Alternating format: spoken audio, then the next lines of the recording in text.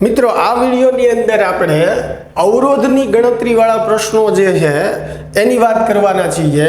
ઘણા એમસીક્યુમાં તમે જોયું હશે આપણને એ રીતે પૂછવામાં આવે કે લંબાઈ n ગણી કરવામાં આવે, ક્ષેત્રફળ n ગણું કરવામાં આવે, ત્રિજ્યા n ગણી કરવામાં આવે। આવા વિવિધ કિસ્સાઓમાં આપણને નવો અવરોધ કેટલો થાય એવું પૂછે।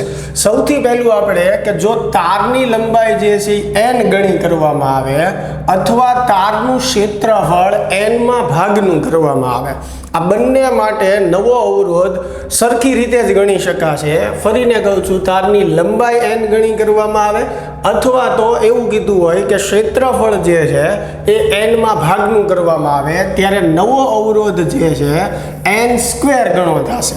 દાખલા તરીકે તમને એમ કે લંબાઈ 2 ગણી કરવાની છે તો 2 નો વર્ગ કરો એટલે નવો અવરોધ 4 ગણો થશે।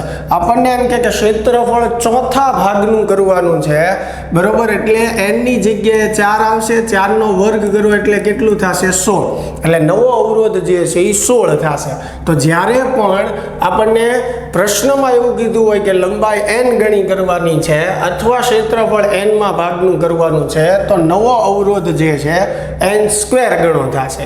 એ જ રીતે n થી ઉલટું જો આપણને એવું કીધું હોય કે લંબાઈ n માં ભાગની કરવાની છે અથવા તો ક્ષેત્રફળ n ગણું કરવાનું છે ત્યારે નવો અવરોધ જે છે n સ્ક્વેરમાં ભાગનો થશે।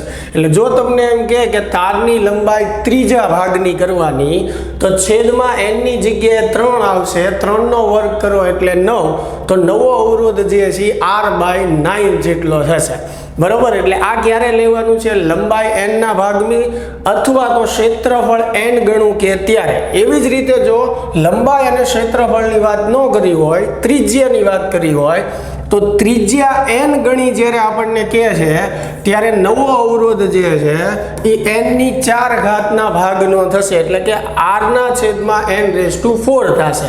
અને જો તારની ત્રિજ્યા જે છે એ આપણને એમ કીધું હોય કે n માં ભાગની કરવાની છે તો ત્યારે નવો અવરોધ જે છે n ની 4 ઘાત ગણો થશે।